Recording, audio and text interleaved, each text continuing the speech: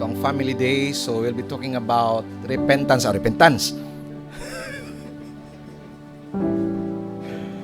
Gisgot about sa pamilya. Murag na pa may mga bakanti nga mga lingkuranan din sa sulod, kanang naa sa gawas nga walay mga bata, pwede ra kay mo diri sa sulod, no. Napay mga pipila diri ka mga bakanti. Anyway, ugma nga to ang family day. It's our prayer gyud nga kitang tanan maka-join sa atong family day. Ang hinungdan nga ato gyud gipili na nga pitsa ang 30 ba na? 29 kay holiday siya. Today is holiday, kung hindi ta pwede mag-family day karon. Ugma ta mag-family day because ugma ang holiday. So we'll be talking about this topic. Heaven, please help our home. Okay.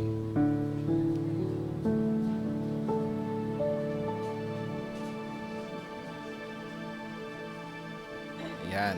Okay, so heaven, help our home.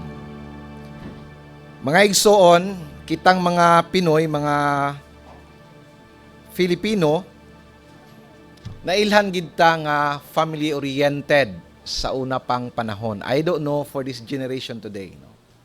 Nailhan ta nga kanang gitawag hospitable.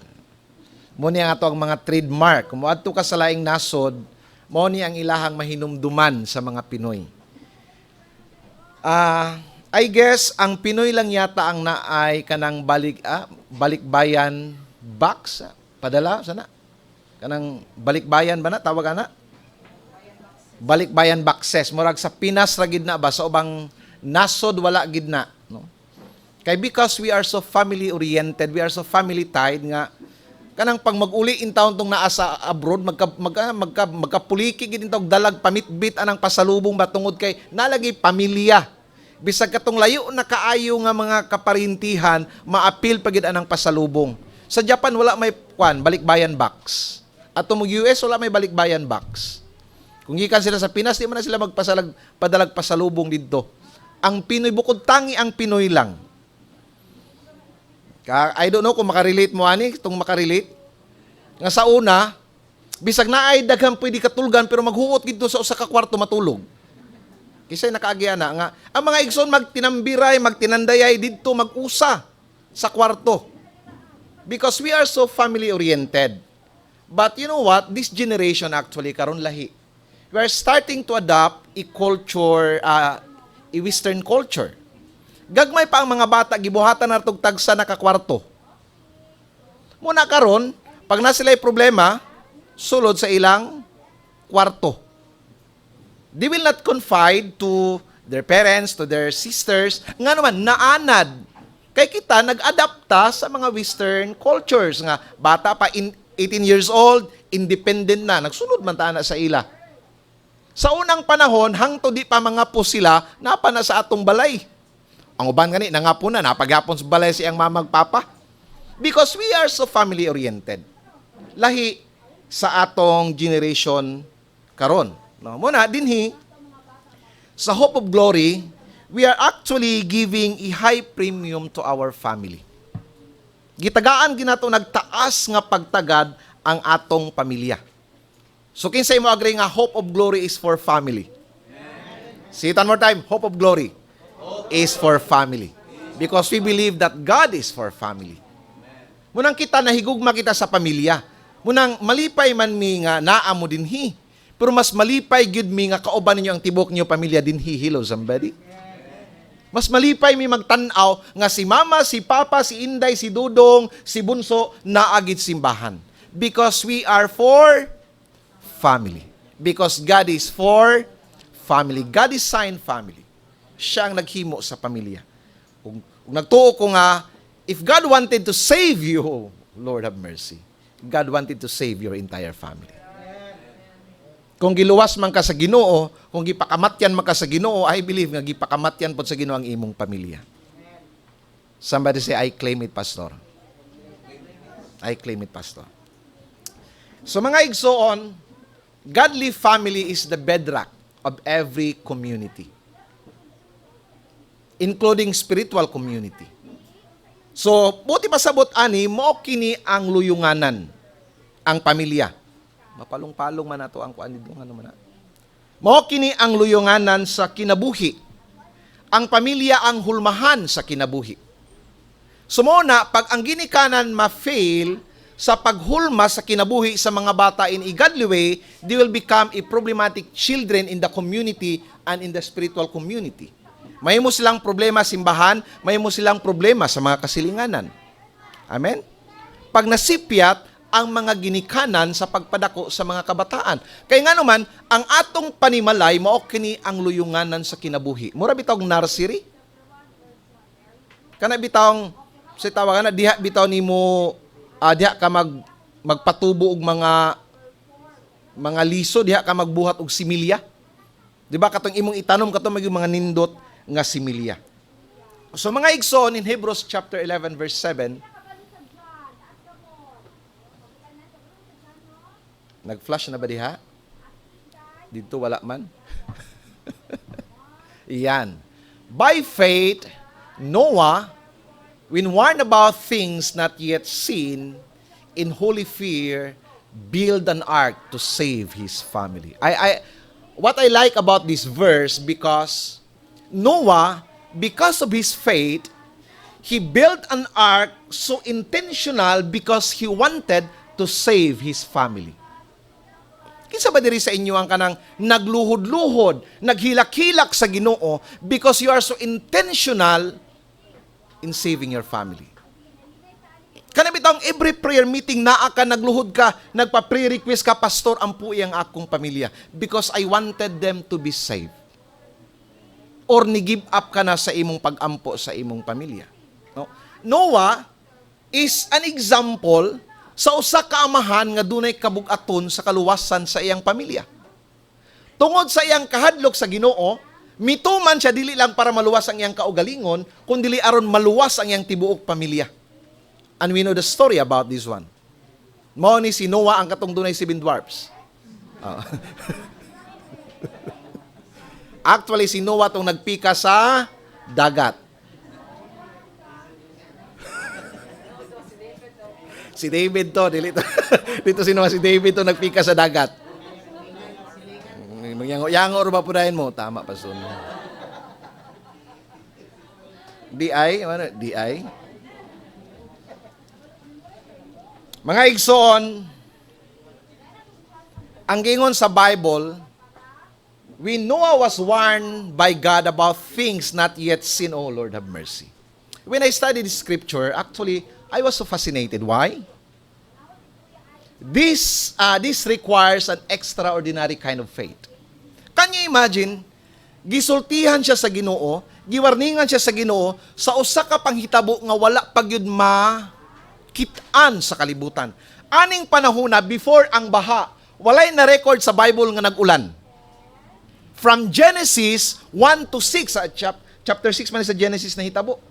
From Genesis 1 to 6, wa gyoy gi-mention nga ulan sa Bible.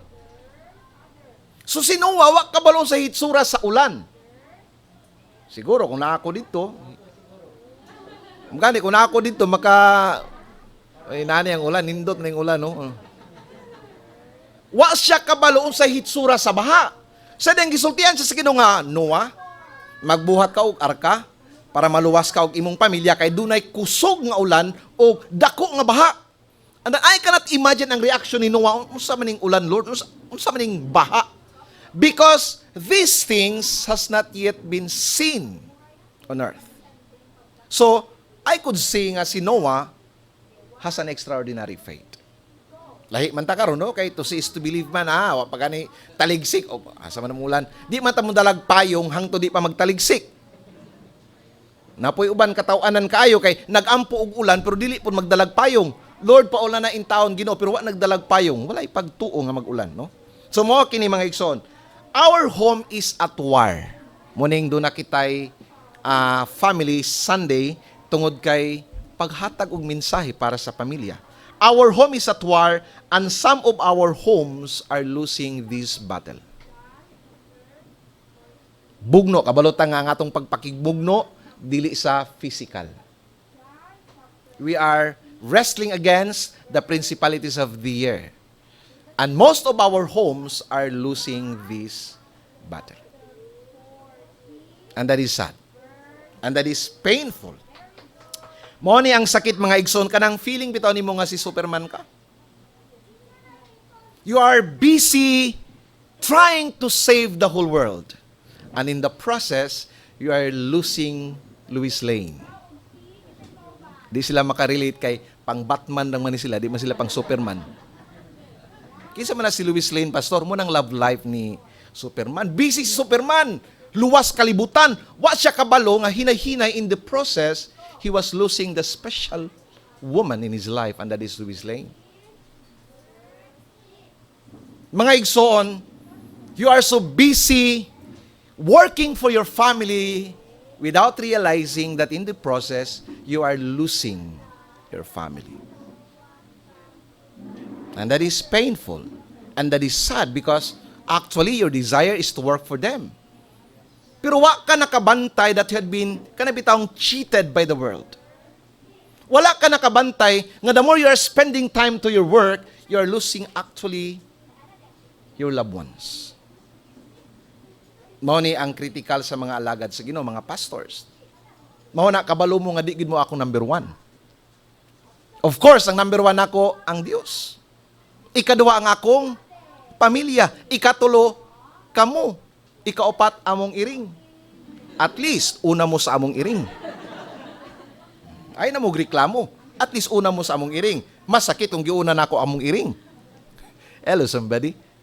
Amen? That's my priority. God, family, my spouse, my children, mga in-laws, mga igagaw, basta pamilya. Muna sa ako ang day off, ayaw mo expect nga kamo ang akong priority. Muna sila laing sila mga batasan, mga grabe si pastor, dili day ko priority. Ang Ginoo gid akong priority. Ikatulo ra gid mo. Sige lang kay una mo sa among iring.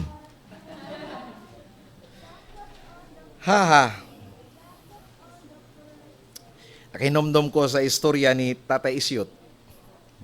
Wa tay joke karon na seryoso ta kay family ang atong seryoso ta. Tawag siya sa iyang anak, "Dong, asa ka karon dong? Kay nakoy tuyo dong ba?" Ingon niya, "Papa, nako sa ospital pa." "Ha? Naka sa ospital? Naun sa manday ka?" "Wala man pa." "Ngano naman ka sa ospital? Kinsa may nagsakit?" "Wala na ako sa ospital pa." "Ngano ganina ka sa ospital?" "Diri ko nagtrabaho pa. 2 years ako nag-graduate nurse baya ko." Didn't have connection in the family. Wa siya kabalo. Napagani kini mo'y sakit.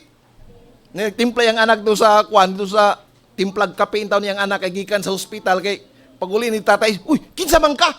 "Papa, ako man ni anak man nimo." 20 years na din sila wa magka sila bahis-bahis baka nang way istoryahay. That's painful. Amen. And actually our families are like that. But we are actually, say tawagan na, tolerating that kind of families. Today we'll be studying the life of Noah. In Genesis chapter 6 verse 7, so the Lord said, "I will wipe from the face of the earth the human race." So, dinhi nakadesisyon na gid ang Ginoo nga pangpuuho na gining mga tao. In fact, imong tan-awon din ha, ingon siya nga, "I regret that I have made man." Ano mo na muning ko kanang theological question nga hangtod karon gipangutana o wa gi makaakog tubag. Nasipyat pa ang Ginoo pagbuhat sa tao, pastor, kay nagbahay man siya. Ingon mo nga dili masipyat ang Ginoo. Palihog daw og tubag dong be. Nagmahay siya. Ug tungod sa iyang pagmahay nakadesisyon siya nga puuhon kaning mga tawo perting badlunguna. Grabe ang violence. Violence is everywhere. Kabalo man tawo sa violence, no? Kanang ginagamit instrument. Wala tayo joke karon na seryoso ta kay about family atong. Kabalo man ta ng violence. Bisag asa ang violence, labi na sa music team. Gamit na ka. Okay, but in verse 8 and 9, it changed the story. Why? But Noah found favor in the eyes of the Lord. It changed the story. No? Sa diyang nakadesisyon ang Ginoo nga puuhon ang mga tao apan dunay isa ka tao. There was only one man on earth nga nakit-an sa Dios nga matinud-anon. Oh, Lord of mercy. Siya lang. Can you imagine the faith of that one man was able to save his family? Wala gimension nga yang asawa matinud-anon. Wala gimension nga yang mga anak nga Dios non. Oh Lord of mercy. Apir pa ang mga in-laws. Mga asawa, Lord of mercy. I cannot imagine ba, ang Ginoo nga, Noah, buhat ka og arka. Kay luwason ta ka. Good news.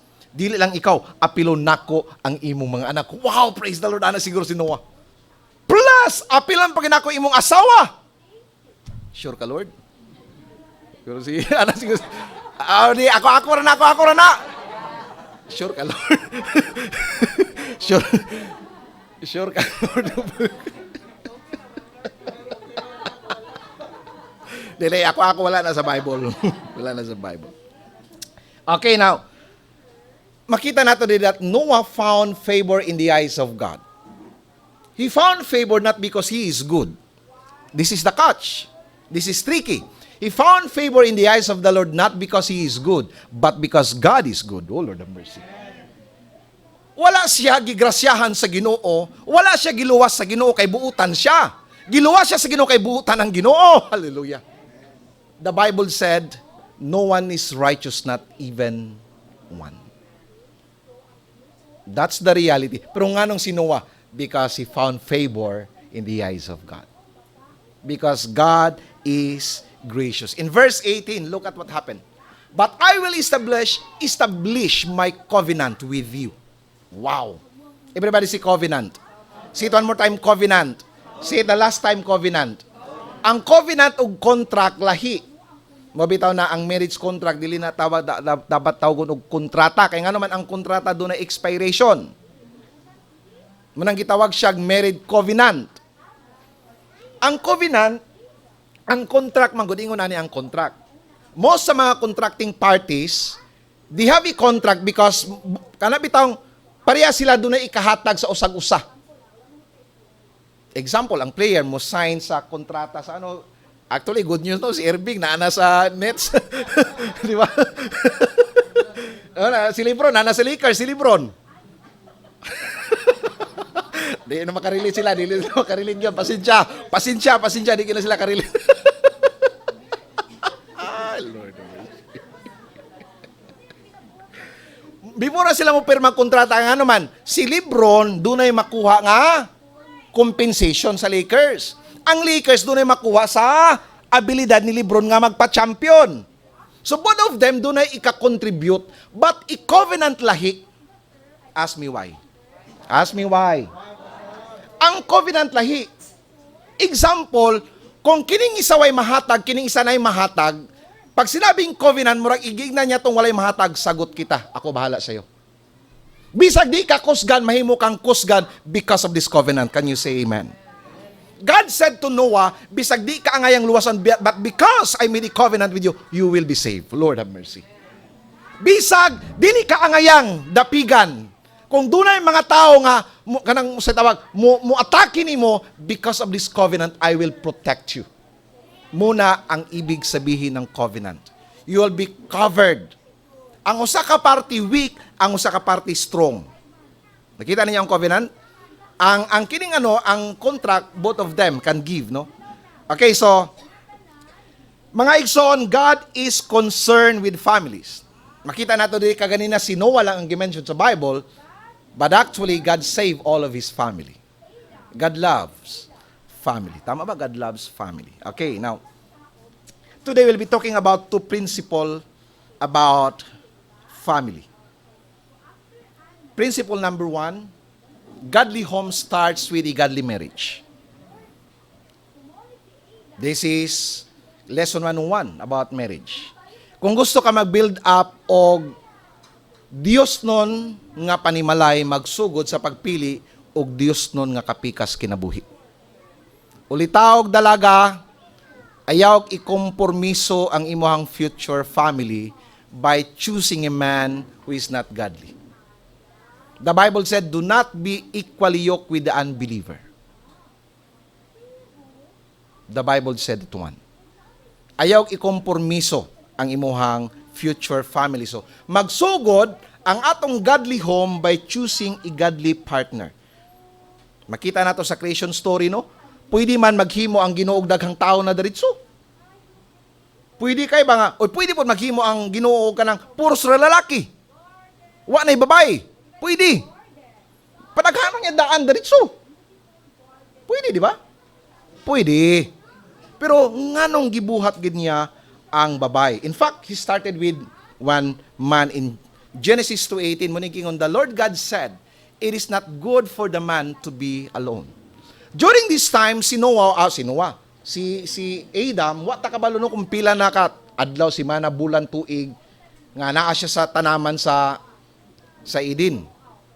Og samtang during this time, don't get me wrong ha.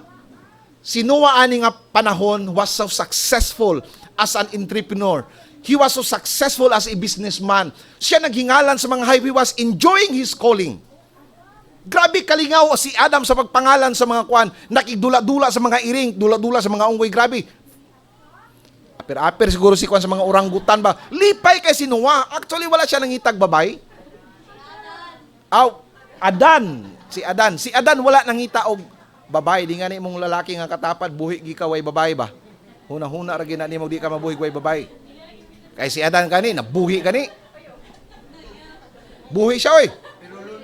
Ha? Wala nagingon ang Bible nga lonely si Adan. Wala, he was happy. He was so happy. Dito na naluoy ang Ginoo kang Adan, sa diyang siguro si Adan nakihingot anay na sa oranggutan ba? Pahingot na. Likaw siya, pero naluoy siguro ang Ginoo kita siya si Adan na wala na sa Bible, ako lang na. Wala sa Bible, siya mga, gikuha mo ko ni pastor, giwali mo ito, naghingot anay na daw si Adan. Hingot anay na siguro si Adan ug ang oranggutan ingon ang Ginoo nga dili pwede ni. Buhatan ginato ni siya partner kay alis ko maghingot anay sila at least pare sila tao. Lain mang oranggutan ug tao maghingot anay no. Humaghinguto sa oranggutan kang Adan, si Adan na pinanghinguto sa oranggutan, maot, di ba? Sa ingon ang Ginoo dili maayo. Buhatan ko siya og kapikas sa kinabuhi. Mao nang gihatag sa Ginoo ang babay. Og dinhi nagsugod ang problema ni Adan. Diri nagsugod ang kalipay ni Adan.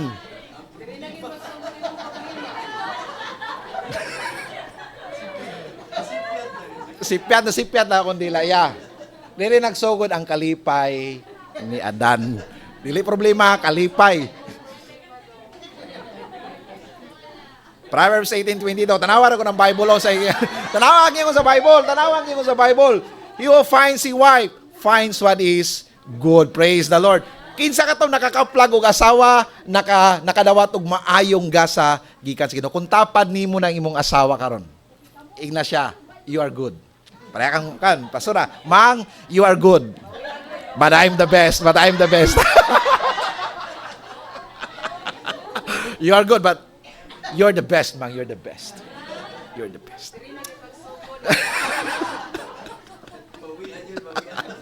You're the best, Mang. Ayaw inyong asawa nga, you're the beast, ha? You're the beast. No, you're the best. Noon sa man nga, seryoso mong tatakaroon kay family day. Ingon siya dire mga babae, mga dalaga, no? Mga dalaga, mina mo, he who finds a wife. So, kisay pangitaon? Kamo. Dili kamo mangita, ha? Pastor, oy, dugay naman gud pastor, wa pa man gyud pastor. Ampo ilang, basin, wa pagkipanganak ang mama ana. Nagmodule pa, basin nagmodule. Ampo at least mo abot gyud na in God's time. It takes patience. Ampo. At least maminyo mo. So, muna bantayan na mga babae, dili kamo ang mangita. Kamo ang pangitaon, he who finds a wife. Dong, ikaw yung mangita, dong. Ayaw po pagkasyomdo nga. Ako may magkuhan rin, pastor. Di basta.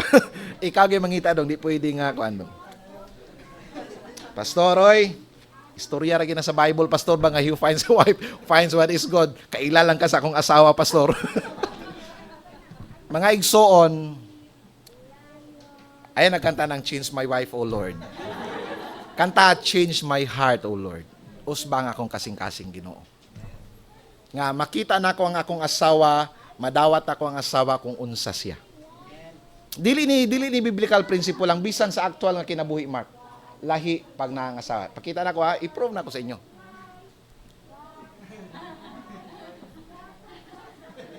Tanawa si Ninoy.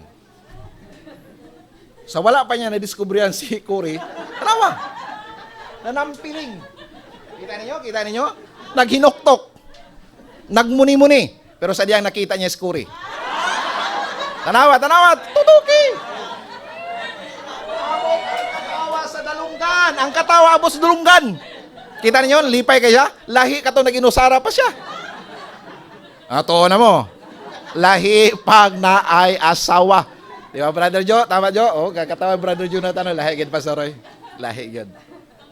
So, he who finds a wife found what is good. Mo na mga igsoon, di man ni panghinambog sa inyo, no? Kining bayhan na bulahan kay ni Sako. Bao dili. Dili. Kining bayhan na bulahan sa ako. Baliktad eh. Ako bulahan kay ko ni bayhan na ba? Bulahan kining bayhan. Bulahan. Marambol-rambol mga dakong kuan ba? Mga anyway, ang among anniversary this coming August 31, we are still accepting GCash.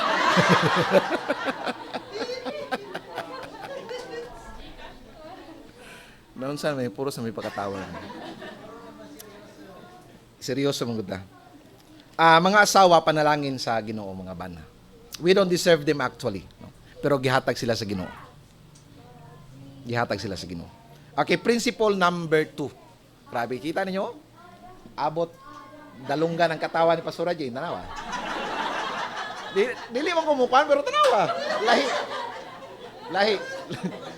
Ha? Dili ay abot gid diri oh. Grabing katawa gid niya, makita siya. Hindi lang ko magsulti lagi. Principle number 2. Raising our children in a godly way is our priority. So, ang godly home, magsugod sa pagpangita o godly nga kapikas kinabuhi. Mga dalaga, ayaw kalimti ha. Mga lalaki puhon, pangita gid mo katong somebody who is in love with the Lord. Pastor, wala man siya na in love sa Ginoo.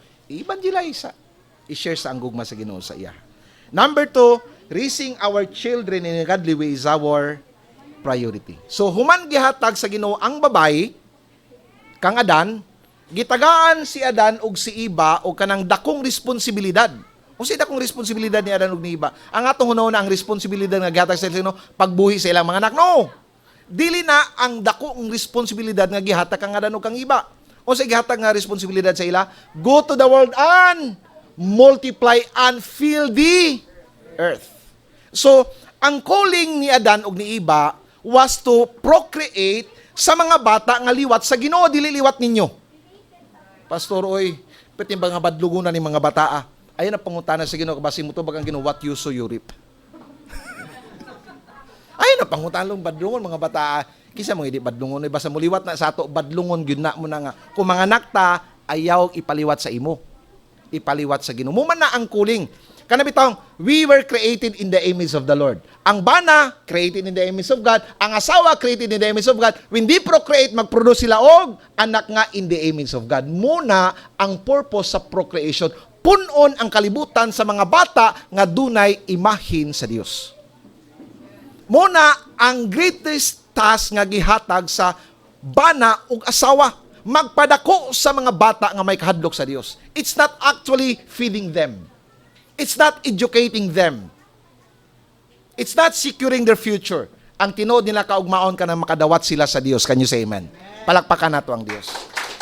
Muna ang ato ang security, muna ang ato ang responsibilidad. Kuling ni nato sa Ginoo. Mas importante pa kaysa atong trabaho. Amen. Amen. Mga ulitawag dalaga, ayaw ikambyo inyong pamilya sa inyong trabaho. Your family is your first priority. Wala ginawa kayo naka-adapt ng gutan ng Western culture ba? Nga grabe ang ilang, trabaho.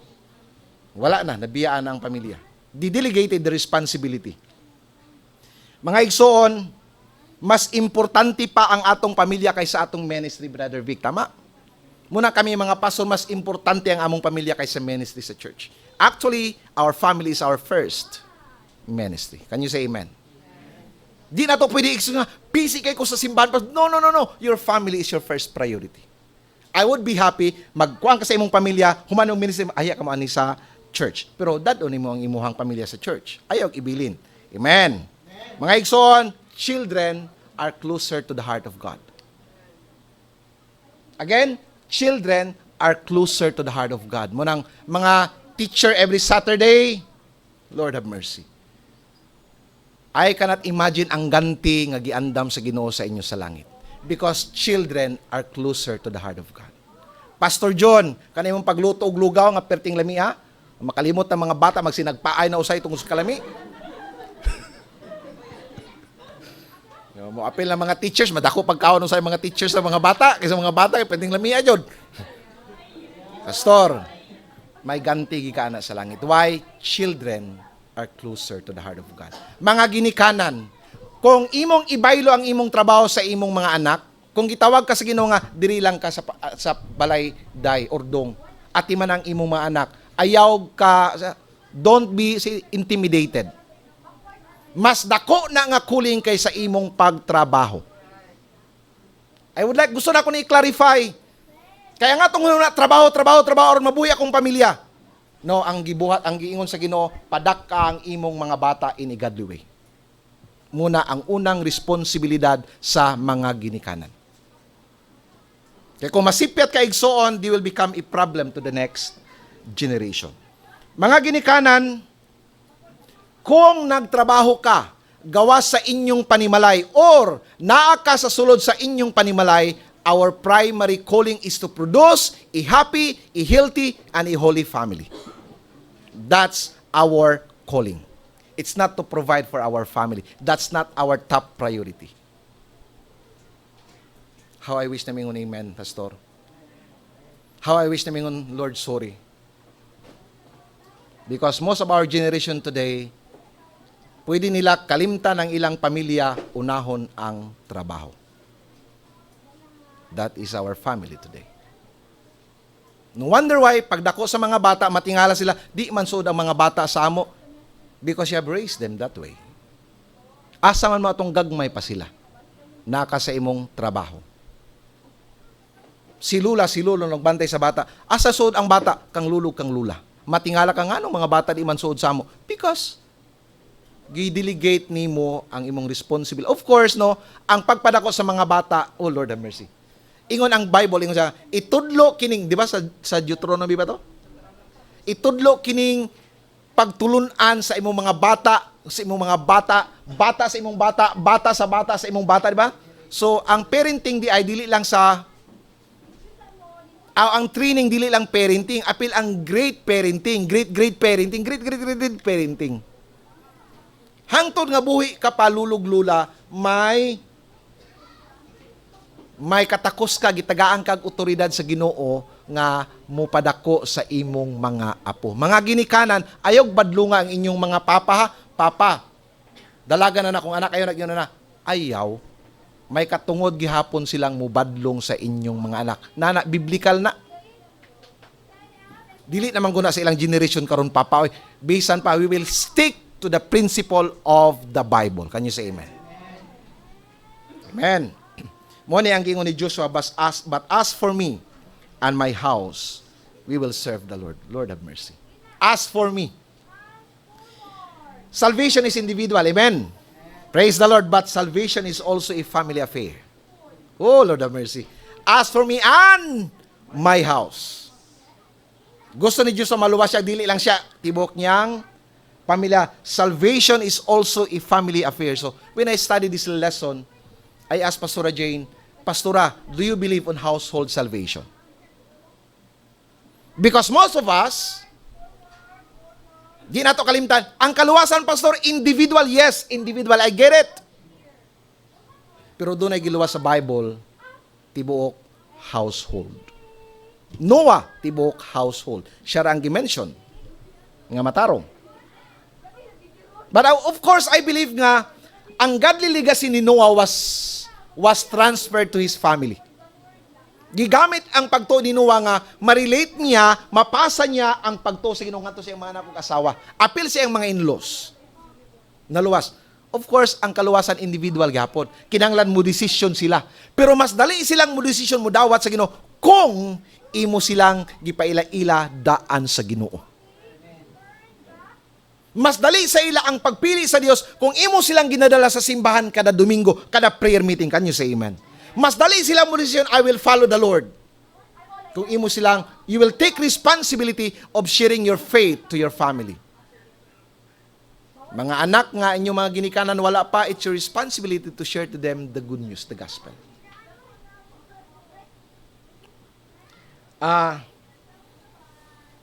I believe in God saving also a household, not just individual.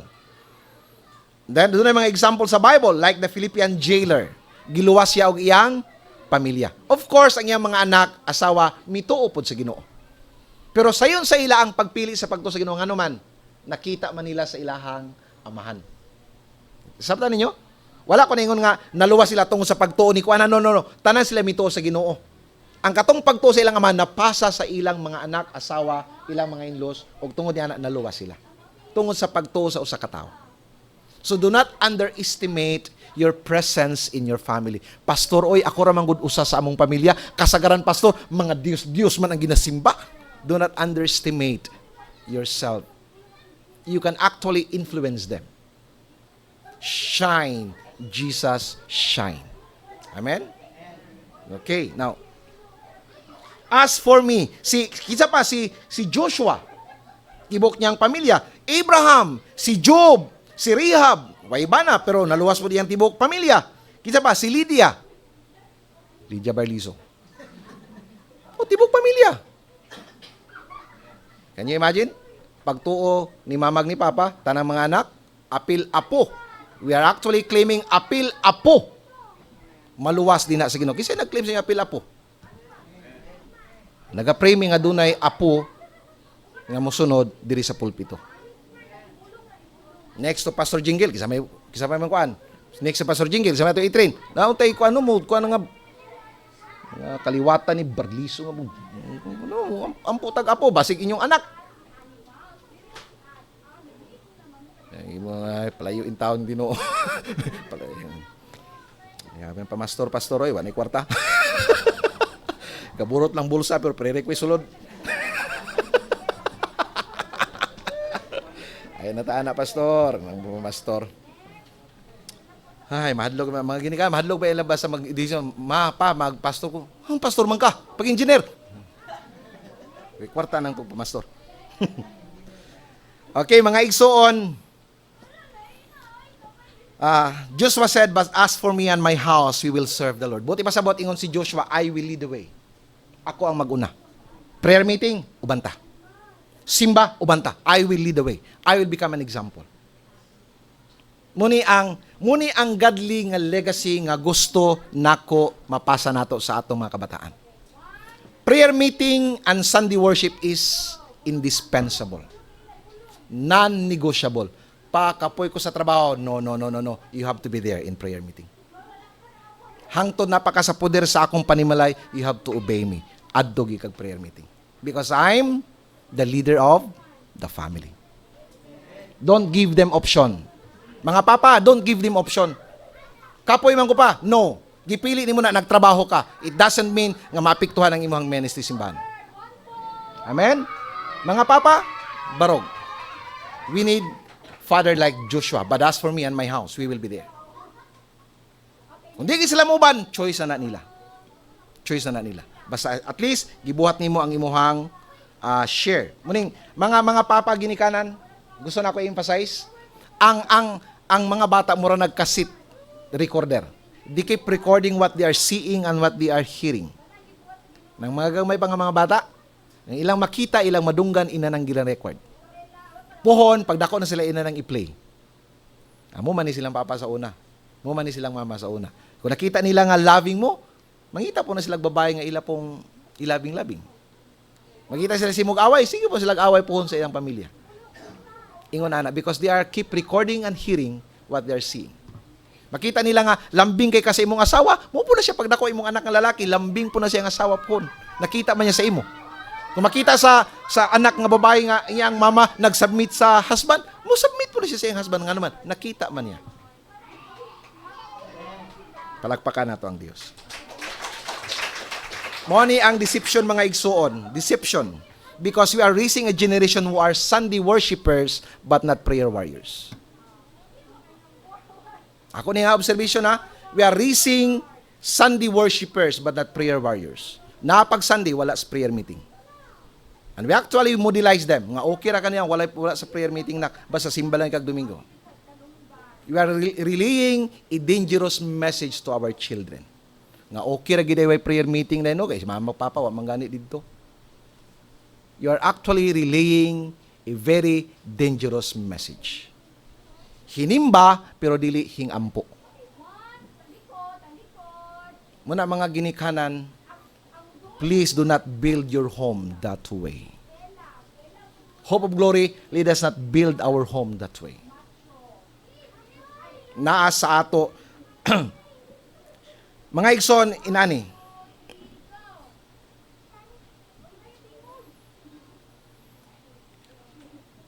you have to choose your God and you have to serve the God that you choose. Sama sa ni Joshua, kamo, magpili mo kung kinsa inyuhang alagaron. Whom God you are going to serve. Whether we like it or not, we need God. And you have to choose your God. Depende sa imo, it's your choice. Kung trabaho imong buhaton nga Ginoo, then you're not free to do it without serving. Ikaw actually makabalo ka kinsa ang imong Ginoo. Ikaw makabalo ka kung kinsa ang imong gialagaran. If you serve your work, your work is your God.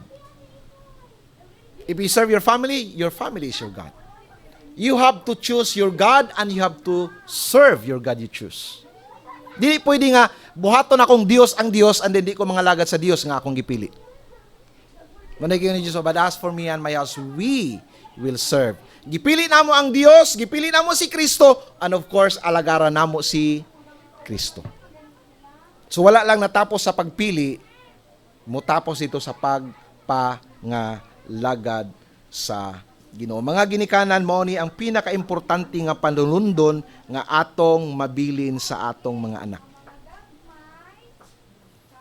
If we will not train them, paliw ko atin nun, mas ganahan ko katong nanay mga... If we will not train them, if we will fail to train them, we are just one away generation from apostasy. Kini mga bata nato, kung ma-feel ta pag-train ani sa ilahan, next generation, wala na'y sulod nga tao simbahan. Wala nyo na anticipate? If we fail to train kining generation ni Gabi ni Iya, next generation wala na'y tao sulod sa church. And then what will happen to the things that we have done in this building? So kinsa na lang manimba ang atong giagwan nga church building kisa mo simba. You are not seeing it actually, right? Wala nyo na nakita, no? Kung ma-failure mo pag-educate, pagpaila-ila kang Kristo sa inyong mga anak, kisa may manimba din next generation. Sa ato ang generation, mawala na ni. Amen? After our generation, wala na. Because we failed to train them. We failed to educate them about Jesus. Muna nagapanangkamot kita to have a comfort by the installation of this new church building because we wanted that our generation will have comfort when they come to the house of God. Next generation, ato mga anak, ilang mga anak, that's our legacy nga mabilin sa ila. Makaingon sila ba nga, grabe gito si Papa, basta prayer meeting, padtong gimig simbahan, kamo pod mga anak, muadto kitag simbahan. Ana din mo sunod man na. Basta Domingo, padto ang kimig simbahan, bahalag mangangkas may itong motor nga. Kaya hinumdum ko sa testimony nila ni Mama o ni Papa. Bisa katong single nga motor, na magsungay diri halos, basta tanan na to sa church. Amen? As for me and my house, we will. Bahalag magkalisod. I actually, sorry, I will mention the name ni mo, Joa, Brother Joa. Nakadungog ko siyang testimony. Kay bawal man ang kanang overloading sa iyang motor. Kabalo mo sa iyang ginahimo. Balik-balikan niya ang iyahang pamilya. Oh Lord, have mercy. I admire you, brother. Motor man ang iyahan, manayin ko nga mag-pray na ka for wheels. Balik-balikan. Layo man ang ilaha, balik-balikan. Para madala simbahan. That's the kind of father we need. And as for me and my house, I will serve. Mahal kayong gasolina, pastor. Okay lang, pastor. Basta makasimba ako pamilya. Mahal kayong pag-taxi, pastor. Okay lang, pastor. Basta kayo maabot ng simbahan. Amen. That's the kind of parents we need.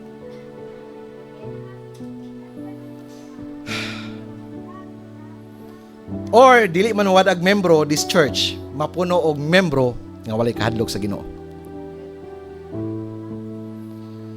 Pastor, di man siguro wadag membro, naalagi membro pero way kahadlok sa Ginoo. Kung di nato sila matrain. Muna mga ginikanan, let us train them. Bring them in the church. Again, ibalik-balik na ako ni bahalag sumhan mo maminaw sa ako. Because this is the legacy nga gusto na ko ipasa ni nga church. Pag prayer meeting, non-negotiable. I will be there. Ate Don knows that very well. Nainay knows that very well. Kung bang bisan magsakita, hangtod makaya na to, mo step paingon sa church, we will not be absent in the church. And praise the Lord, wala pa'y panahon nga na-absent mi sa church. Gawas lang nagsakit mi. Gawas lang katong nami sa hospital. But never na-absent mi sa church. Because that's the legacy I wanted to pass to my next generation. And that's the legacy nga gusto nako mapasa nato sa itong mga younger generation. Mga igsoon, malipayon lang akong pamilya. Oh Lord have mercy. Okay na kayo na sa ako. Lipayon lang sila Kuya Dexter. Okay na kayo na sa ako. Kauban lang na ako akong pamilya. Enough na sa ako. As long that I am with my family, it's okay with me. Lisod man, hayahay man, ang importante, I will be with my family. Sakit, no? Because some of the families have been broken because of job, because of work. But I am not raising my family that way. Don't raise your family that way. Ginikanan, if God talks to you, if God impressed to your heart, the altar of the Lord is actually open. Lord, pasaylo ami Ginoo. Give us direction, instruction, Ginoo, what we are going to do with our families. Dili pa ulahi ang tanan. Dili pa ulahi ang tanan. You can bring your children. You can pray for your parents. You can pray for your spouse. You can pray for your husband. You can pray for your wife. Ako, balag lisod, Brother Alan, balag pait. Ang importante, kauban nako ang akong pamilya. Alang maglisod ta, basta uban ta. Unsa man ang ayahay ta, pero bungkag ta nga pamilya. Amen? That's how we look at family. We always give high premium to our family. Mag-end ko din spirituality of our family is our top priority. And with that, see you all sa atong family day ugmang adlaw. We give premium to our family. Palakpakan natin.